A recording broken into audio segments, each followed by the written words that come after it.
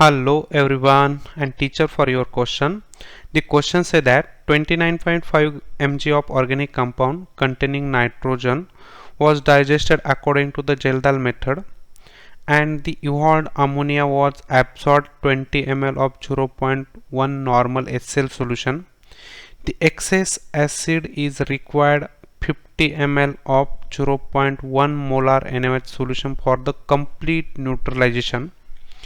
The percentage of nitrogen in the compound is। तो यहाँ पे हमारे पास एक ऑर्गेनिक कंपाउंड है कि जिस ऑर्गेनिक कंपाउंड का जो मास है वो 29.5 मिलीग्राम है और इस कंपाउंड में से आपको नाइट्रोजन को बाहर निकाला गया है।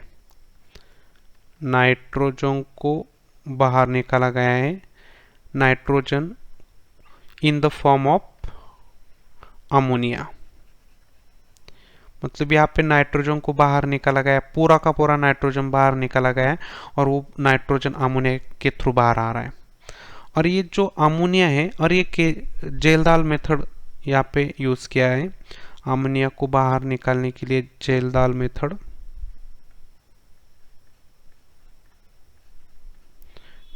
मेथड का यूज किया है। तो अमोनिया जो बाहर आ रहा है उसको एब्जॉर्ब कौन कर रहा है? ये जो अमोनिया है ये बाहर आ रहा है और उसको एब्जॉर्ब HCl गैस कर रहा है, HCl सॉल्यूशन कर रहा है। तो यहाँ पे HCl की और अमोनिया की रिएक्शन हो जाएगी, एक कंप्लीट न्यूट्रलाइजेशन। यहाँ पे न्यूट्रलाइजेशन हुआ है,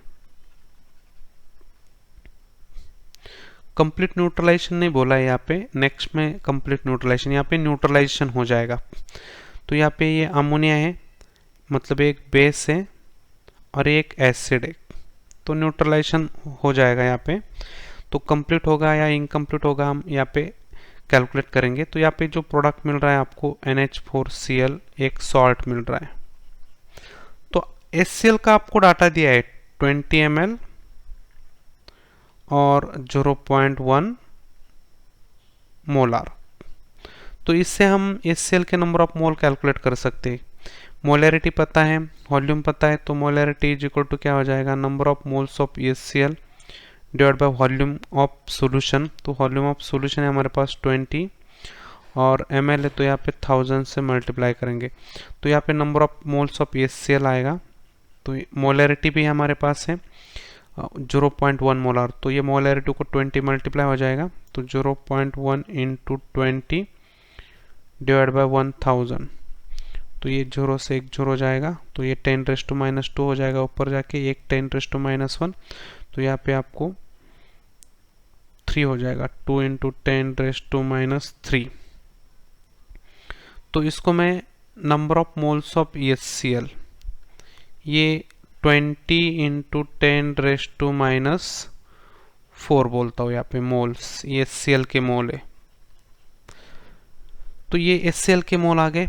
अभी HCl के बाद HCl ने एब्जॉर्ब करने के बाद क्या हुआ, यहाँ पे आपका जो एक्सेस एसिड यहाँ पे बच रहा है, मतलब ये यहाँ पे न्यूट्रलाइजेशन हो रहा है, बट न्यूट्रलाइजेशन मतलब होने के बाद HCl यहाँ पे बच रहा है, इसका मतलब ये पूरा का पूरा NH3 यहाँ पे न्यूट्रलाइज हो रहा है।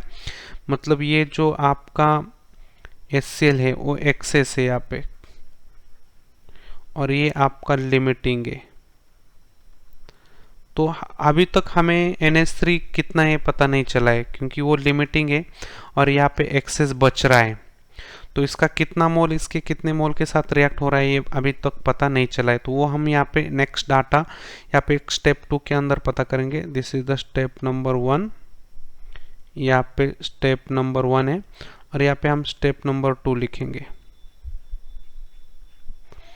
तो यहाँ पे स्टेप नंबर 2 के अंदर पता चलेगा हमें, उन्होंने बोला है कि जो एक्सेस एसिड बचा हुआ है, एक्सेस एसिड उसका रिएक्शन NaOH के साथ किया है, फिर न्यूट्रलाइज किया और कंप्लीट न्यूट्रलाइजेशन हुआ है यहाँ पे।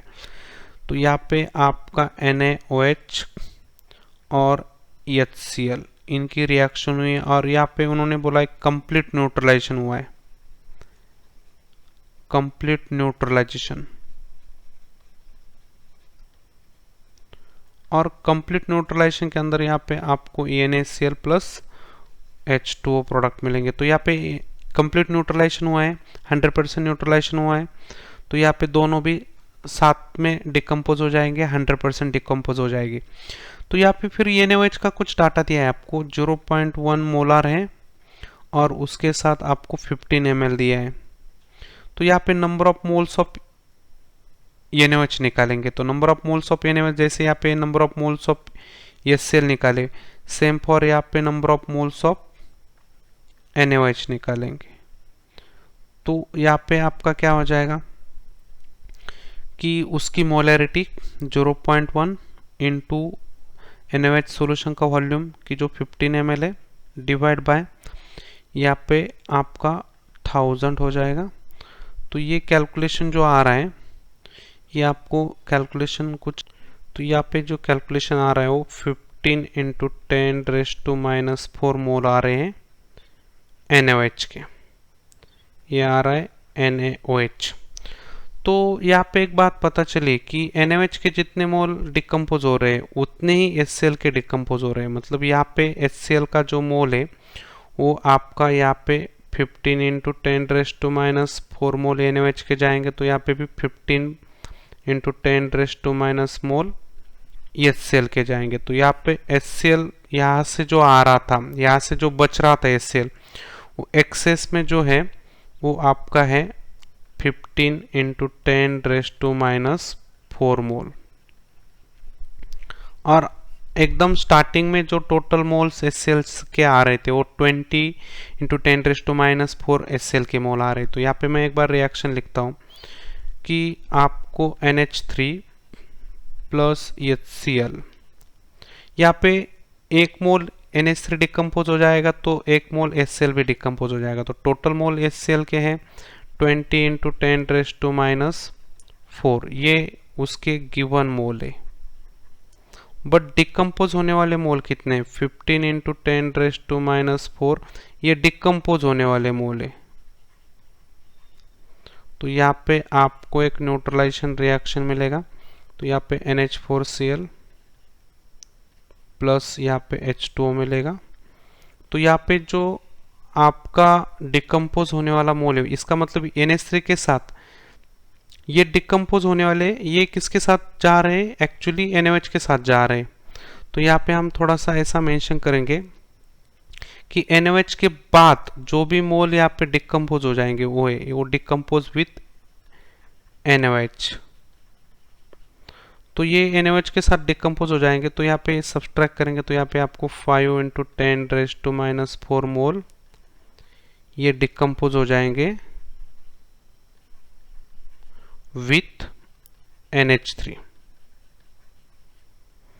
तो ये डिकम्पोज होने वाले NH3 के। तो यहाँ पे भी इसका 1 मोल स्टोइचियोमेट्री है, इसका भी 1 मोल स्टोइचियोमेट्री, मतलब जितना HCl डिकम्पोज हो जाएगा उतना ही NH3 यहाँ पे डिकम्पोज होने वाला है। तो यहाँ पे आपका 5 इंटू 10⁻⁴ मोल आपका HCl का डिकम्पोज हो जाएगा, HCl का डिकम्पोज हो जाएगा। तो यहाँ पे आपका NH3 का भी 5 इंटू 10⁻⁴ मोल NH3 का भी डिकम्पोज होने वाला है। तो अभी NH3 का पता चला है हमें, और पूरा का पूरा NH3 जो आ रहा है वो ऑर्गेनिक कंपाउंड से आ रहा है बाहर। तो पूरा का पूरा नाइट्रोजन हमारा NH3 के अंदर है। तो इसका मतलब है नाइट्रोजन का हम मास यहाँ पे निकाल सकते हैं, क्योंकि NH3 के जितने मोल है उतना ही नाइट्रोजन के मोल रहेंगे। तो हमारे पास NH3 के 5 इंटू 10⁻⁴ मोल आएंगे, तो नाइट्रोजन के भी 5 इंटू 10⁻⁴ मोल आएंगे। तो नाइट्रोजन का मास हमें यहाँ पे निकालना है कि NH3 के अंदर कितना है, वही मास आपका ऑर्गेनिक कंपाउंड के अंदर रहेगा। तो फिर यहाँ पे हम नाइट्रोजन की मोलर मास से यदि हम मल्टीप्लाई करें तो यहाँ पे मोल कितने, तो यहाँ पे कैलकुलेट करेंगे, ये आ रहा है 17 इंटू 10⁻⁴, इतना उसका मास आ रहा है ग्राम। तो ये मास आ रहा है, तो इसको हम ऐसा लिख सकते हैं 7 इंटू 10⁻³ ग्राम। तो इसको mg के अंदर कन्वर्ट करते हैं तो mg के अंदर कन्वर्ट करने के लिए यहाँ पे 7 इंटू 10⁻³ और यहाँ पे 10⁻³ से मल्टीप्लाई करेंगे तो यहाँ पे आपका आएगा 7 mg। तो ये 7 mg आ रहा है नाइट्रोजन का मास कि जो NH3 के अंदर रहेगा, और ये NH3 के अंदर नाइट्रोजन जो आ रहा है वो पूरा का पूरा ऑर्गेनिक कंपाउंड से आ रहा है। इसका मतलब है ऑर्गेनिक कंपाउंड के अंदर 7 मिलीग्राम नाइट्रोजन रहेगा। तो हमें परसेंटेज ऑफ नाइट्रोजन लिखना है यहाँ पे, परसेंटेज ऑफ नाइट्रोजन। तो मास ऑफ नाइट्रोजन यहाँ पे 7 मिलीग्राम, टोटल मास है हमारे पास 29.5 मिलीग्राम, और यहाँ पे 100 से मल्टीप्लाई करना है तो यह परसेंटेज आएगा।